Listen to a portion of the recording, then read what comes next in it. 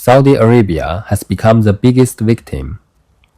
The UAE has left OPEC, and many people don't understand why does the UAE leaving OPEC mean Saudi Arabia loses the most.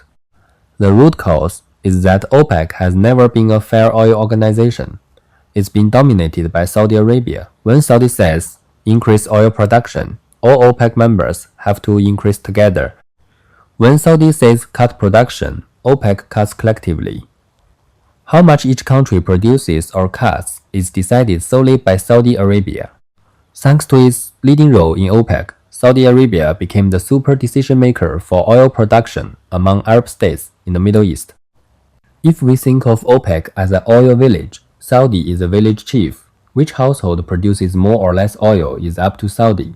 But now, the UAE has announced it's leaving OPEC. They are not playing by Saudi's rules anymore. From now on, the UAE's oil production will be decided by the UAE itself. If they want to increase output, they will. If they want to cut, they'll cut. This creates two major shocks for Saudi Arabia. First, Saudi's dominance over oil production in the Middle East is gone. Before, Saudi made the rules, and overall, Saudi definitely took a little more advantage. Other member countries had to take a bit of a loss, but now, with the UAE leading the way out, will other members follow? Like Iran, Iraq, Kuwait, and others, these countries, like the UAE, were direct victims of the US-Iran war and suffered huge economic losses. To make money, might they all ramp up production together? After all, post-war reconstruction requires massive investment. If the UAE can increase output, why wouldn't other members do the same? Especially Iran and Iraq, whose relations with Saudi aren't that great to begin with. To maximize their own interests and grab more oil orders, they might well follow the UAE out of OPEC. Second, oil prices in the Middle East will no longer be set by Saudi Arabia. Under OPEC's framework, the UAE was at a big disadvantage. Its maximum production capacity is huge, up to 5 million barrels per day. But to help Saudi keep oil prices high, it was forced to limit its output to 3 million barrels per day. That means the UAE has 2 million barrels per day of idle capacity.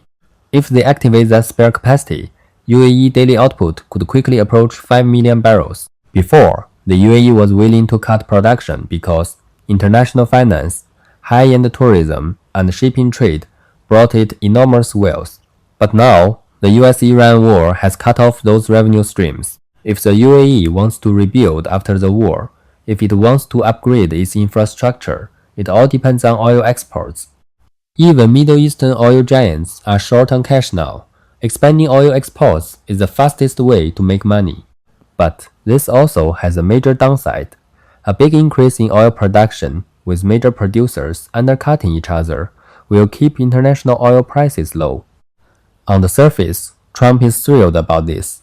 He sees it as a major victory for the US, because lowering oil prices and reducing dollar inflation was a promise he made before taking office. But in reality, for the US, it's a double-edged sword. On one side, a sharp drop in oil prices will ease dollar inflation and help lower prices in the US. Especially with the US midterm elections coming up soon, bringing down dollar inflation now is a big personal win for Trump.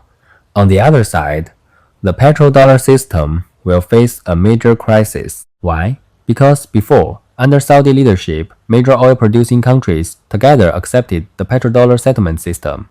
OPEC was the foundation of the petrodollar system. But now, the UAE has left OPEC. The US itself has become the world's largest oil exporter, and Trump has forcibly taken control of Venezuela's oil by pressuring Maduro. So who will buy the extra oil the UAE produces? There's only one super customer, China. But why would China increase oil imports from the UAE? Either your price has to be lower, or you'll drop dollar settlement and use yuan directly.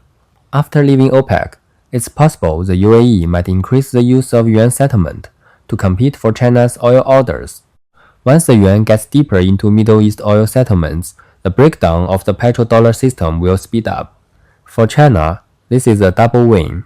First, international oil prices will keep falling. Second, the yuan will have a chance to expand its share in oil settlements. The US-Iran war has temporarily stopped, but this conflict will still have a very deep impact on reshaping the global order. The trend of the East rising and the West declining is becoming clearer and clearer.